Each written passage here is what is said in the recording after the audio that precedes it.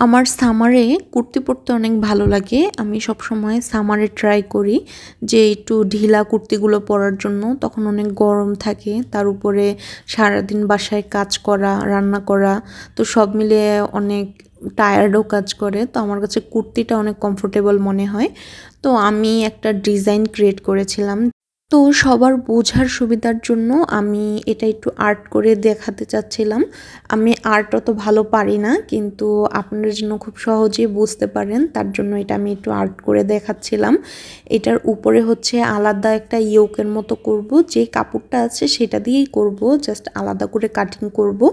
আর front সাইডে অনেক কুচি হবে, নিচের সাইডটাতে অনেকটা ঘের হবে, আর পেছনের অংশটাতে কামিজ স্টাইলেই কাটিং করব। এইখানে আমি কাপড় নিয়েছি 3.5 গজের মতো।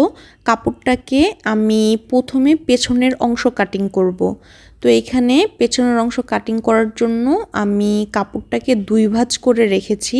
2 ভাঁজ করে আমি শোল্ডারের জন্য 7 ইঞ্চি নিয়েছি, আর আর্ম হোলের জন্য আমি 7.5 ইঞ্চি নিব। স্কেল দিয়ে এই রকম একটা শেপ দিয়ে নিচ্ছি।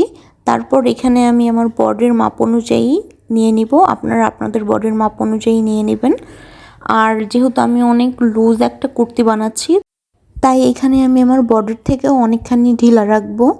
আপনারা আপনাদের বডি অনুযায়ী লুজ ফিটিং করতে পারেন। এখানে আমি কোমরের জন্য 14 ইঞ্চিতে একটি দাগ দিয়ে নিচ্ছি, এবং হিপের জন্য 20 কি 21 ইঞ্চিতে আরেকটি দাগ দিয়ে নিচ্ছি। কোমর এবং হিপের মাপও নিয়ে নিলাম। এখন আমি পেছনের পার্টের গলার মাপ নিয়ে নিব। এখানে আমি চওড়াতে 3 ইঞ্চিতে একটি দাগ দিয়েছি, এবং লম্বাতেও 3 ইঞ্চিতে দাগ দিয়ে এরকম একটি বক্স একটি শেপ দিয়ে নিলাম। তারপর গোল গলার জন্য রাউন্ড একটি শেপ দিয়ে নিলাম। এখানে কুর্তিটির লম্বা রাখবো আমি 48 ইঞ্চি, এবং কুর্তির ঘের রাখবো 18 ইঞ্চি। 18-র দ্বিগুণ হবে 36 ইঞ্চি। এখানে আমার কাপড়ের যতটুকু ঘের ছিল আমি কুর্তির জন্য নিচের সাইডের ঘের পুরোটাই রেখে দিয়েছি। এখন আমি দাগ অনুযায়ী কুর্তিটাকে কাটিং করে নিব। এখন নিচের যে ঘেরের সাইডটি আছে সেইখানে 1 ইঞ্চি পরিমাণ আমি দাগ দিয়ে কেটে নিচ্ছি, যেন কামিজের কোনা বের হয়ে না থাকে। শোল্ডারের সাইডেও আমি আধা ইঞ্চির মতো এভাবে কেটে নিয়েছি। আমার পেছনের পার্ট কাটিং করা হয়ে গেছে। এখন আমি সামনের পার্টটি কাটিং করব। তার জন্য আমি এই কাপড়টাকে 2 ভাঁজ করে নিয়েছি। 2 ভাঁজ করে নিয়ে আমি ভাঁজ করার যে সাইড আছে সেইখান থেকে আমি 4 ইঞ্চিতে এভাবে দাগ দিয়ে নিচ্ছি। এখন এই 4 ইঞ্চির পরের অংশ থেকে পেছনের পার্টটি আমি বসিয়ে নিয়েছি, যেটা আমি আগে কাটিং করে রেখেছিলাম। সেইটা বসিয়ে ঠিক একই মাপে আমি সামনের অংশটি আমি কাটিং করে ফেলবো। এখন আমি গলার সাইডটি কাটিং করব, যেখানে আমি ইয়োকের মতো বসাবো ভেবেছিলাম। সেটাকে কাটিং করার জন্য আমি প্রথমে একটি পেস্টিং নিয়ে নিয়েছি। পেস্টিংটায় ভাঁজ করায় চওড়ার সাইডে আছে 4 ইঞ্চি এবং লম্বার সাইডে আছে 13 ইঞ্চি। পেস্টিংটার নিচের সাইডে আমি এইরকম একটি রাউন্ড একটি শেপ দিয়ে নিচ্ছি। উপরের সাইডে যে ডিজাইনটা আমি করব সেটা হচ্ছে এরকম রাউন্ড শেপেরই হবে। তো এইখানে আমি 3 ইঞ্চিতে আরেকটি দাগ দিয়ে নিচ্ছি, আর হচ্ছে লম্বায় আমি 4 ইঞ্চি এবং 6 ইঞ্চিতে আরেকটি দাগ দিয়ে নিচ্ছি। 4 ইঞ্চিতে একটি বক্সের মতো শেপ করে নিলাম। তারপর রাউন্ড একটি শেপ দিয়ে এইরকম ভি একটি শেপ দিয়ে নিব। যেই পেস্টিংটাকে আমি কাটিং করে রেখেছিলাম, এখন এই পেস্টিংটাকে এই বরাবর আমি বসিয়ে দাগ দিয়ে নিব। 4 ইঞ্চি যে দাগ দিয়ে রেখেছিলাম সেইখানে আমি এভাবে দাগ দিয়ে নিয়েছি, এবং পেস্টিংটাকে বসিয়েও দাগ দিয়ে নিয়েছি। এখন যতটুকু আমি দাগ দিয়ে রেখেছিলাম সেই দাগ অনুযায়ী আমি এখন কাটিং করে নিব। কাটিং করার পর সামনের সাইডের কাপড়টা আমি সরিয়ে ফেলবো, আর যে কাপড়টা কেটে এক্সট্রা ছিল সেই কাপড়টা দিয়ে আমি গলার সামনের সাইডের ডিজাইন করব। এই কাপড়টাকে আমি এখন মেলে রেখেছি। মেলে রেখে পেস্টিংয়ের কাপড়টাকে এভাবে কেটে নিয়ে আমি আয়রন করে পেস্টিংয়ের কাপড়টির সাথে ওই গলার কাপড়টি আমি লাগিয়ে নিব। এখানে আপনারা পেস্টিংয়ের বদলে বক্রম ব্যবহার করতে পারেন, বা মোটা কোনো কাপড় বা কাগজ ব্যবহার করতে পারেন। পেস্টিংটা লাগানোর পর সাইড দিয়ে যত এক্সট্রা কাপড় ছিল আমি সবগুলো কেটে ফেলেছি, আর একই মাপের আমি আরেকটি কাপড় নিয়ে নিয়েছি। এখন পেস্টিংয়ের মাপ অনুযায়ী আমি কাপড়টাকে এই গলার সাইডে আমি সেলাই করে নিব। আমার সেলাই করা হয়ে গেছে। এখন এইখানে আমি এভাবে কেচি দিয়ে কাপড়টাকে কেটে নিচ্ছি আর সাইড দিয়ে এভাবে আমি ছোট ছোট করে কেটে নিব যেন আমার এভাবে কাপড়টাকে উল্টিয়ে নিলে আমার ফিনিশিং দিতে সুবিধা হয়।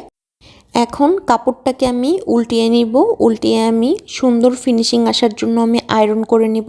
আপনারা অবশ্যই আয়রন করে নেবেন, তাহলে গলার ফিনিশিংটা দেখতে অনেক সুন্দর আসবে। এখন আমি এই ইয়োগটি এই সামনের পার্টের সাথে জয়েন দিয়ে ফেলবো। তার জন্য আমি যে 4 ইঞ্চি পরিমাণ এক্সট্রা রেখেছিলাম সেইখানে আমি এইভাবে কেচি দিয়ে কেটে চিহ্ন দিয়ে নিচ্ছি যেন আমার কুচি দিতে সুবিধা হয়। এখন আমি সামনের পার্টে এভাবে কুচি দিয়ে সেলাই করে নিচ্ছি। আমার কুচি দিয়ে সেলাই করা হয়ে গেছে। এখন আমি সামনের পার্টটির সাথে ইয়োগটি জয়েন দিয়ে দিব।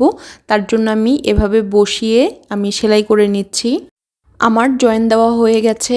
এখন আমি এই রকম একটি সাদা লেস নিয়ে এভাবে চারপাশে আমি লেসটাকে রাউন্ড করে সেলাই করে নিচ্ছি গলাটাকে আরও হাইলাইট করার জন্য।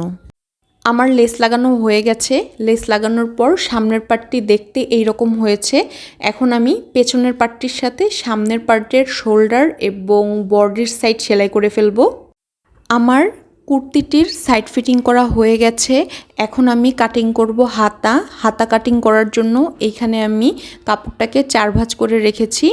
এইখানে আমি হাতার লম্বা রাখছি 18 ইঞ্চি, চওড়া রাখছি 10 ইঞ্চি, 3.5 ইঞ্চিতে এইভাবে ডাউন করে হাতার একটি শেপ দিয়ে নিচ্ছি। আর এইখানে আমি হাতাটা কাটিং করব হচ্ছে বেলুন হাতা। তার জন্য মোহরের এই সাইডে আমি 8 ইঞ্চি পরিমাণ দাগ দিয়ে নিচ্ছি। এখন আমি দাগ অনুযায়ী হাতাটা কাটিং করে নিব। হাতাটি যেহেতু আমি বেলুন হাতা কাটিং করেছি, তো নিচের সাইডে আমি মোহরের সাইডে এভাবে কুচি দিয়ে সেলাই করে নিচ্ছি। মাঝখানটাতে শুধু আমি কুচি দিব। এখন একটি এক্সট্রা কাপড় নিয়েছি, কাপড়টাকে সোজা সাইডে রেখে হাতার কাপড়টাকে এভাবে উল্টো সাইডে রেখে আমি সেলাই করে নিচ্ছি। এখন যে এখানে এক্সট্রা কাপড়টা নিয়েছিলাম সেই কাপড়টাকে আমি এইভাবে ভাঁজ করে আমি সেলাই করে নিচ্ছি। এখন আমি হাতার সাইড ফিটিং করে ফেলবো। হাতার সাইড ফিটিং করা হয়ে গেলে আমি কুর্তির সাথে আমি হাতাটা জয়েন দিয়ে দিব। তার জন্য আমি কুর্তিটাকে উল্টো সাইডে রেখেছি এবং হাতার কাপড়টাকে আমি সোজা সাইডে রেখে এভাবে চারপাশ ঘুরিয়ে আমি সেলাই করে নিব। আমার কুর্তির সাথে হাতাটা সেলাই করা হয়ে গেছে। এখন আমি সেলাই করব সাইড ফাড়া। এখানে আমি কুর্তিটার সাইডে ফাড়া রাখছি। কুর্তিটার সাইড ফাড়া সেলাই করার জন্য এইভাবে আমি কাপড়টাকে ভাঁজ করে দুই পাশেই সেলাই করে নিব। একই সাথে আমি কুর্তিটার নিচের ঘেরের অংশও সেলাই করে নেব। আমার কুর্তিটা সেলাই করা হয়ে গেছে। কুর্তিটা সেলাই করার পর দেখতে এইরকম হয়েছে। আপনারা চাইলে এটা এক রঙের কাপড় দিয়েও বানাতে পারেন। যদি এটা এক কালারের কাপড় দিয়ে বানানো হয় আমার কাছে মনে হয়েছে দেখতে আরও অনেক বেশি সুন্দর লাগবে। আমি একটি এক কালার কাপড় দিয়েও এরকম একটি কুর্তি বানাবো ভেবেছি।